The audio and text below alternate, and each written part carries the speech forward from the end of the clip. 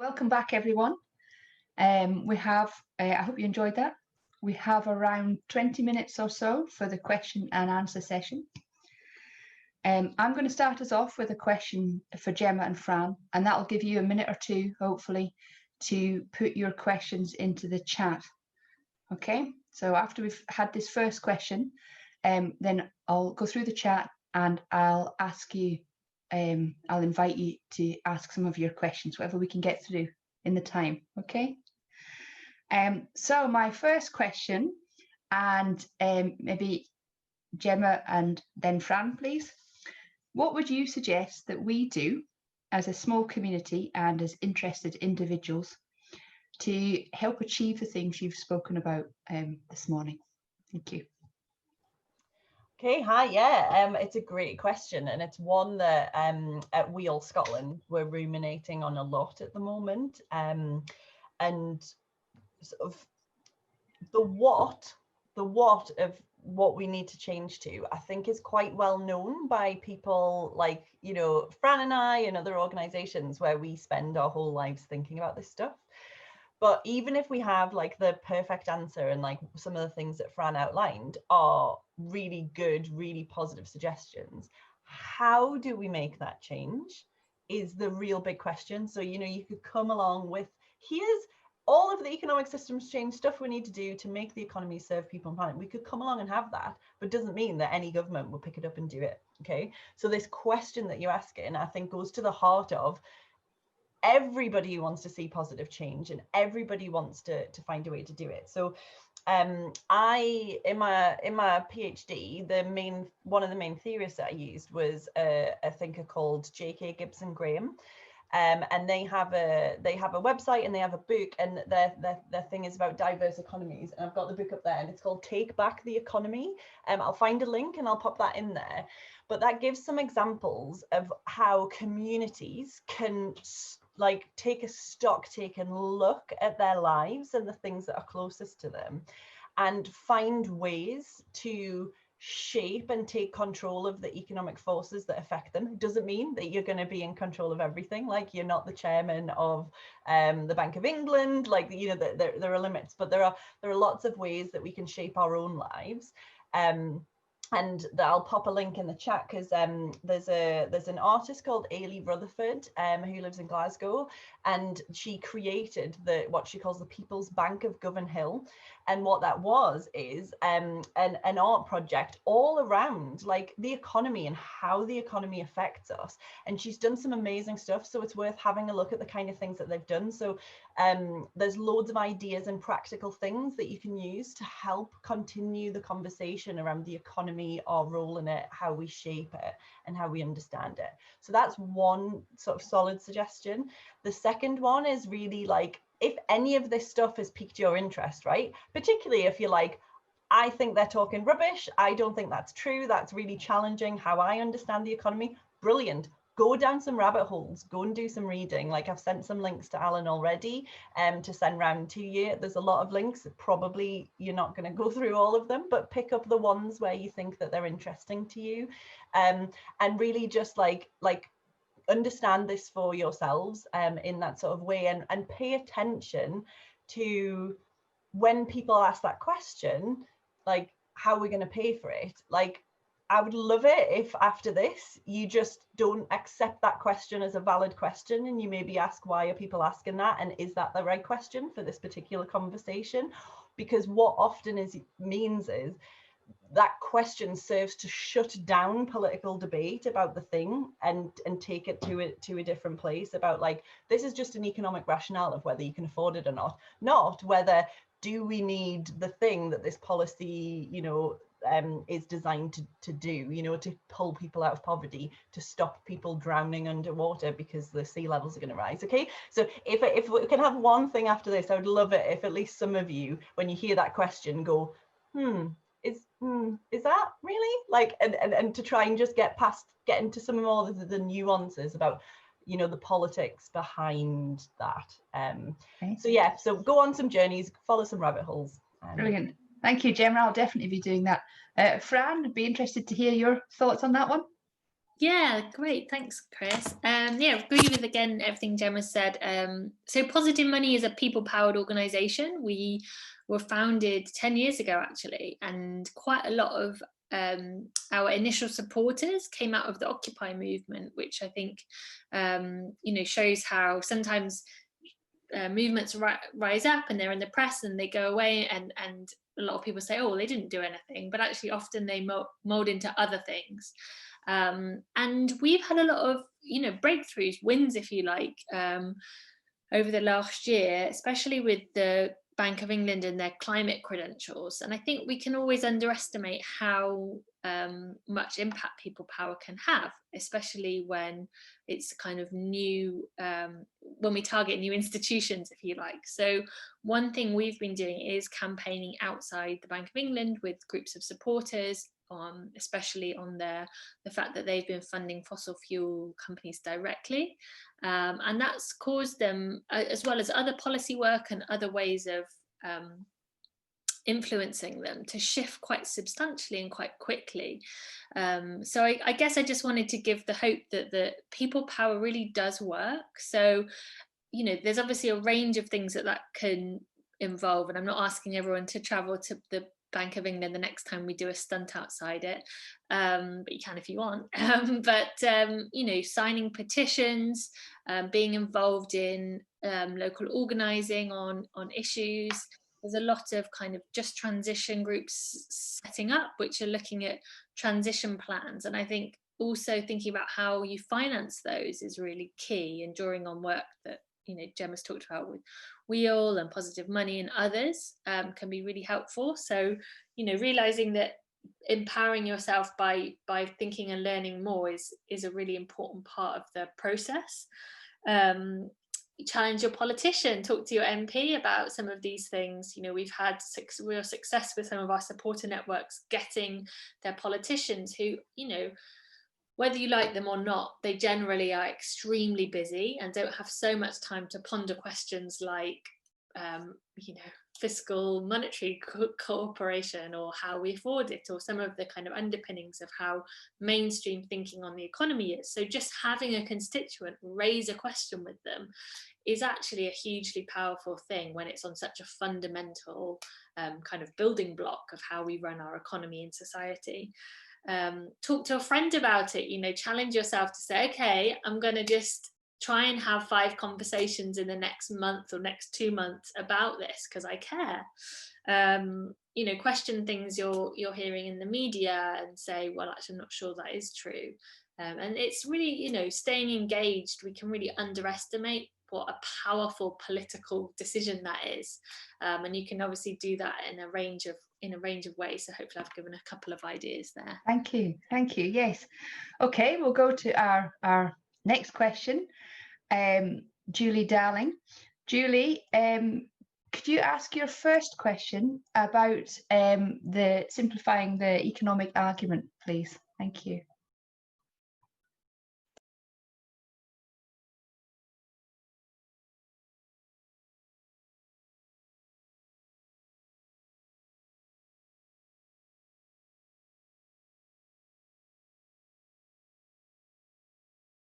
And you'll need to unmute yourself if you're not.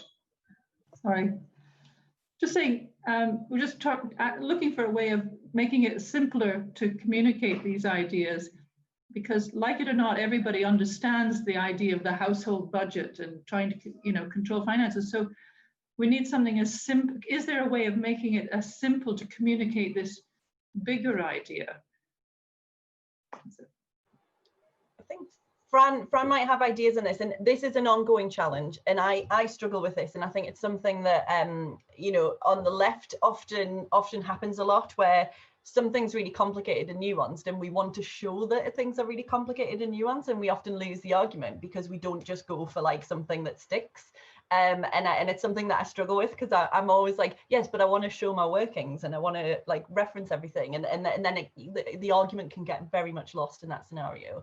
I think the core of it for me is, and it's something that I'm working on, is like, there are some people who are ignoring the economic and the ecological reality of the world that we're living in, and they're basing their policy and their positions on ideological and positions that have been like proven to be false.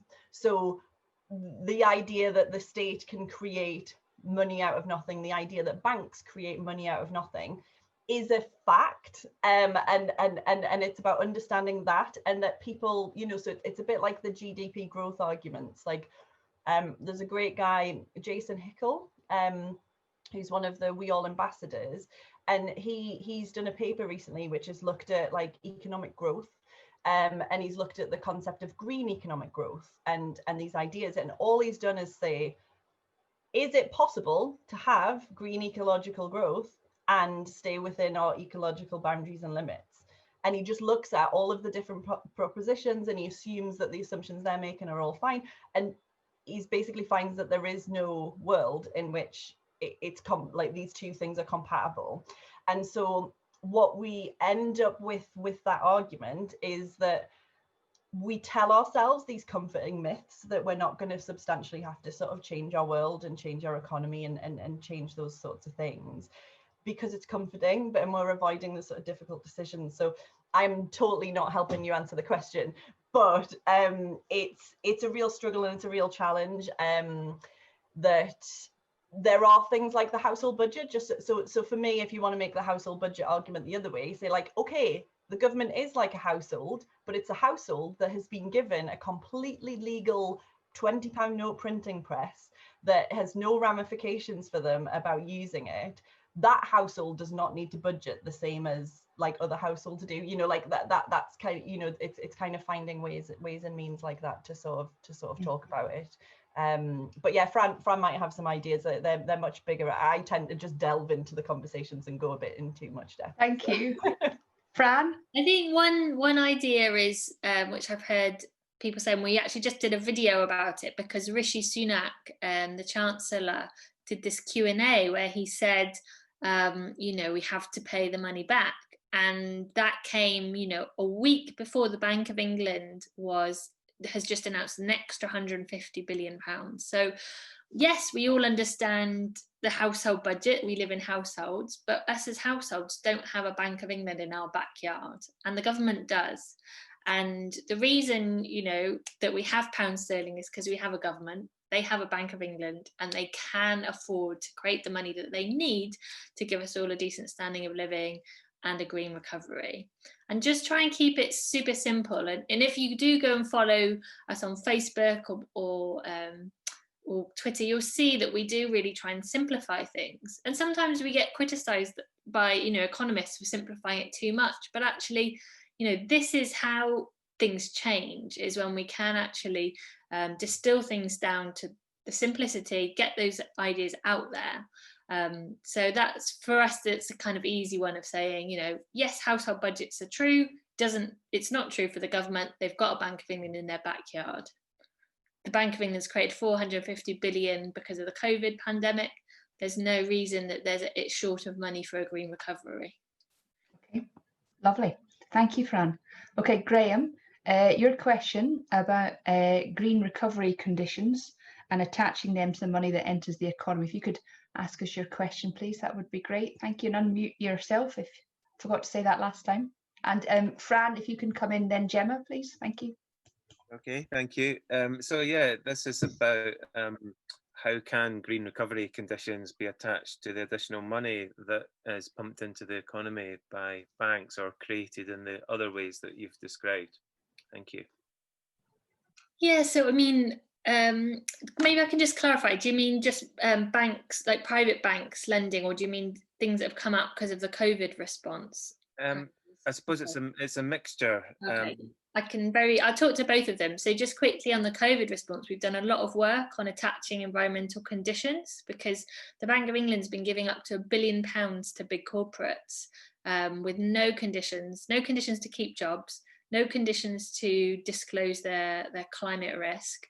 And actually we have managed to get a U-turn on them, because initially they were going to not be transparent about who they were giving the money to. So we got the transparency, U-turn, but they are very defensive that they don't want to attach conditions to kind of short-term economic packages, which is really problematic. So there is quite a lot of non-profits, not just us, but organisations like Plan B and Possible, who are really trying to enforce the government and the Bank of England to take seriously the need to attach conditions, both social and environmental and climate change, onto any economic bailout packages that happen because of recessions, because of COVID, etc.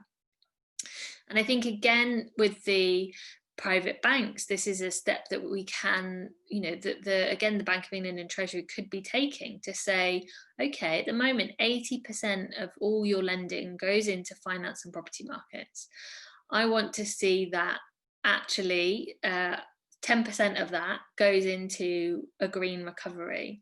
And actually, at the last Monday, the government announced something new. They announced they're going to do green bonds, which kind of means that as well as their normal government debt, government bonds, they're going to have their green bonds. Now, it's a little bit of a not very exciting, because really you want all government spending to be green, and I can talk more about it, but it's a signal to the private sector, things like banks, pension funds, insurance companies, and all the rest of it, that they want to see more investment from those private sector actors into a green economy. So that is a good thing. We need to be careful, because there's a lot of greenwashing in the kind of green bond market, which is where things are labelled as green, they're not really green. So there's always a lot of work to do by civil society to kind of monitor what's going on, see whether it's good enough. But there are a few leverage points which we're working on to do those conditions, both to public sector bailout packages and private sector lending. Okay, lovely. Thank you, Fran. Gemma? I'll just add a little bit to that, which is that in Scotland, the Scottish National Investment Bank is currently in the process of being set up. And one of its 3 missions, so this is a mission-driven national investment bank for Scotland. It's not going to have the money creation powers that, say, the Bank of England has yet. Doesn't mean that that's not an argument for future. But one of its 3 aims is for the green transition. It's to achieve net zero, and so that is kind of additional money that's going into the economy, and I think it's just understanding that the market shaping role that has, coupled with regulation, and for me creating a level playing field between the fossil fuel heavy industries, which are very, very heavily subsidized, that it's not just about the money creation and where that goes, but it's also about the current tax incentives that are around privilege fossil fuels way more than they privilege the future that we need to be in. So I think it's just thinking about that extra money coming in, and also where the current spread of money and incentives go. Okay, thank you both. Hugh Rose. Hugh, if you could ask your question about the runaway inflation point that you'd like to make for your group. Thank you. And unmute yourself, please, if you need to. Thank you.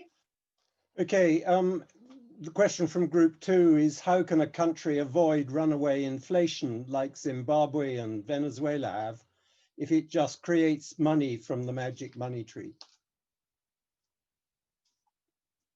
For me to go first? Sorry, yes. So yeah, I mean, this is something that's come up time and time again. There's lots of great articles out there by leading economics commentators on why it's a bit of a red herring. So in Zimbabwe and other hyperinflation situations have always occurred when there's been a kind of complete breakdown of political establishments rather than kind of necessarily economic contexts. We have quite a narrow understanding of inflation generally in the kind of mainstream media discourse, and so one thing I'd say is that we've actually have seen kind of runaway inflation in the housing market, especially centered on the southeast, and that's seen absolutely detrimental effects for people's living costs, and that hasn't really been kind of talked about because of the kind of dependence we have on asset price inflation. But obviously where we are at the moment with a lot of people underemployed and unemployed, there's a lot of space basically in the economy for, if you like, new economic activity. And obviously we're probably all aligned, we want to see that in a green recovery. So it's not to say that inflation doesn't matter, but it's to say that the scare stories around hyperinflation are usually kind of misconstrued around how money creation happens. You know, it's happening every day. It's happening by the Bank of England, as I've talked about, 150 billion just last week, happening by the banks every day, and that's inflating assets, including housing. But we don't tend to talk about that as a problem. When we put money into different areas of the economy, there will be effects, but we need to kind of balance those out. And just very quickly, you know, as an example of where we need to see inflation is wages. They've been stagnant or declining for over a decade, and that's had a real impact on living standards. So yeah, so that would be my answer, but it's a knotty one that always comes up. Thank you very much, Fran. Gemma? Yeah, and basically what Fran said, and I've put a couple of links in there for a couple of positive money articles that dips into the ins and outs of that a bit more for you. But the simple story that I would say with inflation is there's no limits on what we create, how much money we create, but there are limits for me what we spend that money on, and to me that is what makes the difference. So if you borrow, create lots of money, see how ingrained it is in the way we speak about it. When we create money and put it somewhere, it makes a difference as to, are we using that money to pay for tax cuts for the richest people? Or are we using that money to pay for every single house to become its own power station? They create completely different economic, social and political effects out into the world. When Fran talks about asset price inflation, this basically means that people who have stuff, houses, investments, savings, asset price inflation is brilliant for them, but it leads to the people who don't have assets to increased amounts of debt because they have higher costs for living, they have higher costs and actually inflation can be a good thing for people who are in a lot of debt because their debt gets smaller. So it's a really, really complicated picture on that side. But what matters is not the public creating money, but what it's spent on, because in that scenario that I said before, that if you give it to tax cuts, it means a small amount of like richer people will spend that money on luxury items, which doesn't have much of a positive impact on the rest of the economy. But if you spread it between people with less money, I know there's a question on there about minimum income and citizen income and those sorts of things. If you spread that more widely to the poorest of people in society, that money gets put back into the real economy, and it creates an economic boost, and it improves living standards and those kinds of things. So what it's spent on is the crucial bit of that story. Okay, thank you very much. Well, we've got time for 2 questions, if we can do it briefly. Okay, the next question you mentioned about basic income there, Brian McVeigh, your question about that, please, and then after that we'll have a closing question from Alison Ritchie about what gives you both hope for the future. So Brian, and the universal basic income question, and unmute yourself please if you need to, Brian. Thank you. And okay, brief responses from our speakers if we can. Yeah, there was a lot of talk in the earlier presentations about the need for some huge systemic changes like restructuring the banks. Our group had the feeling that there's a need for kind of big actions, and one of the suggestions was that a universal basic income could be one of the big things that will change a lot of attitudes towards these kind of questions.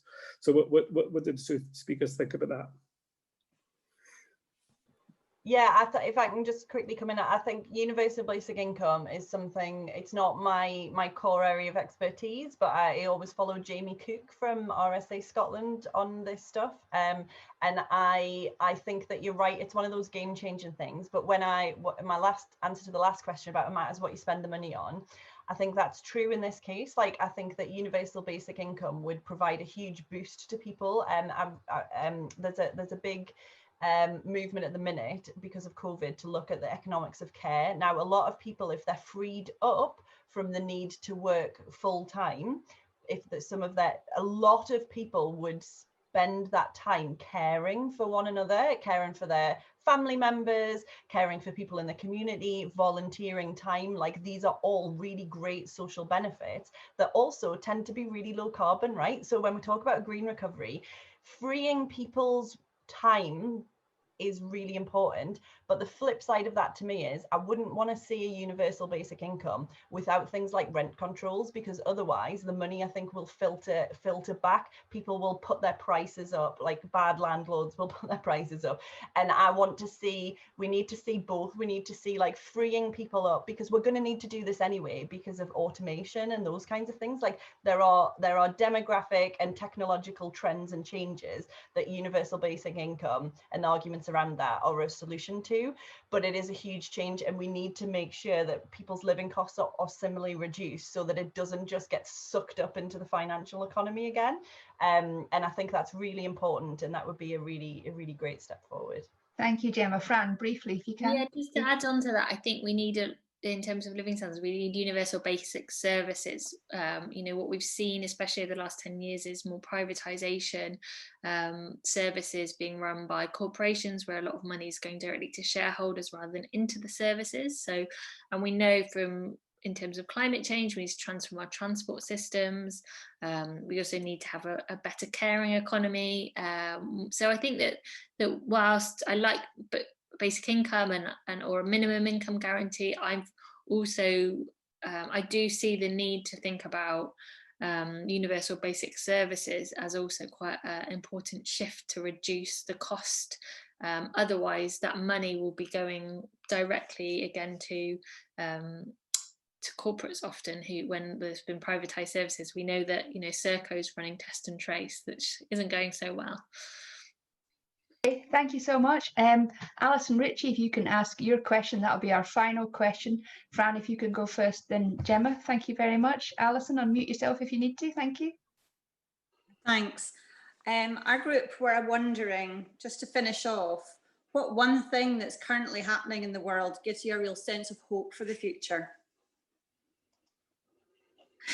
Maybe I'll answer that just quite directly. You know, I think that it's been a hard year, the last year for progressives. So very straightforwardly, the last week we've seen Trump go and have Biden elected in the US. We've seen Dominic Cummings go, hopefully stay out of number 10, and we've seen potential for a vaccine. So I think those three things in the last week have made me think, okay, maybe the dark times might come to an end eventually.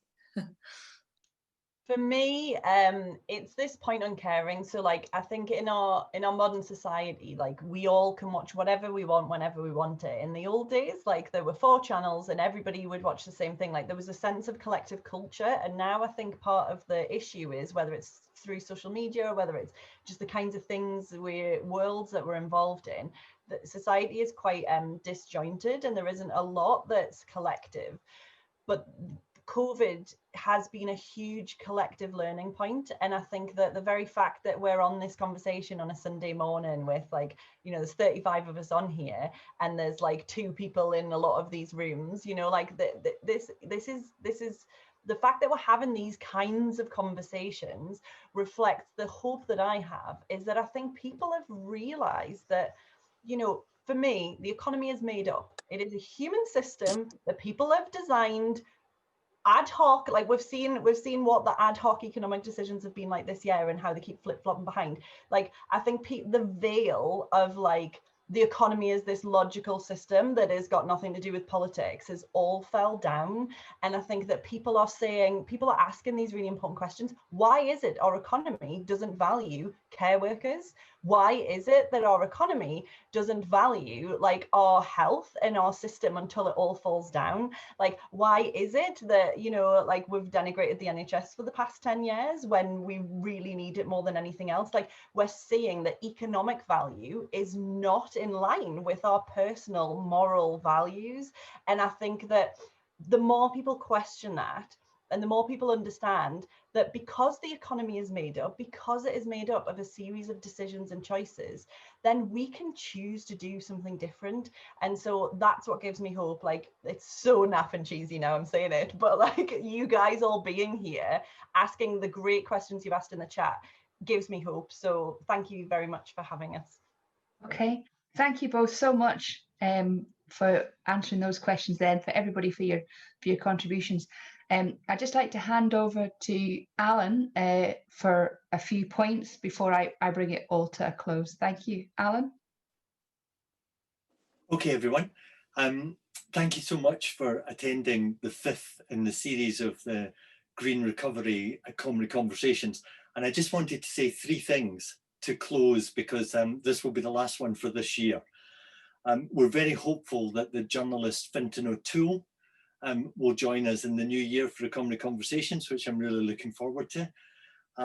So the 3 things are, the 5 conversations that we've been having were all about the green recovery, and the Scottish Government has just published their report into the inquiry of the green recovery. And I'll send that out by email to you. But we, at the close of every Comrie Conversations, we send the recordings to various government ministers and MPs. And I think when you see the report, you'll be really encouraged, and you'll notice a lot of what we were talking about in the report. And there's a very clear route map for the Scottish Government, and the First Minister is undertaking regular report backs on that. So it's interesting to see the alignment between the conversation that we're having, the message that we send to government, and the message that's coming out of government. The second thing is, I've just posted a web link, which I'll circulate again, to the Glasgow Agreement. I think this is a really exciting initiative where, in the build up to the Glasgow Climate Conference, COP26, the Glasgow Agreement is a way that civic society is sort of reclaiming our demands on the climate emergency from governments and international organisations. So it's a civic mechanism of us defining as local communities what it is we want to see. And I'd be really interested in people's feedback about the idea of us using all this work and effort that we've put in, and the thinking that we've had, to maybe hold our own citizens' assembly, hopefully even face to face, maybe in spring or summer of next year, to contribute to that Glasgow Agreement. And the final thing I wanted to say is a very sad note, and it's to mark the passing of a good friend, Ray McMaster, regular attender of Comrie Conversations. Ray sadly lost his battle with cancer on the 7th of November. And it was just to tell people that this Thursday on the 19th at 10:30, the cortege will leave Ray's home on Barrack Road. It'll pass up Barrack Road, it'll go up Dalganross and along Drummond Street. So anybody who wants to pay their respects to Ray would be very welcome. Okay, good, that's me, that's my 3 things.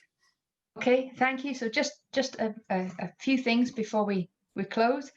First of all, I would like to thank our excellent speakers, Fran and Gemma, for their enthusiastic, informed and inspiring input today. It's been great. I'd like to thank everybody who's participated so actively, and to Alan, of course, for doing all the organising and all the tech support. That's been great. So if you could just show our appreciation for everybody today, to each other. Thank you so much. You'll be able to find recordings of our speaker contributions on our Facebook page and the Comrie Conversations YouTube channel, so please do look them up. We'd welcome your feedback for future topics, future speakers, better structure, any improvements, any comments at all. We'd love to hear from you. You can do this either to the Comrie Conversations Facebook page or in reply to the email where you've got your Zoom link. So do help us improve. We'd really like to know. The next event, well, we might squeeze one in before Christmas, but it's a little more likely that we'll be having something in the new year at this rate. And I look forward to seeing you all then. It's been a pleasure. Thank you so much.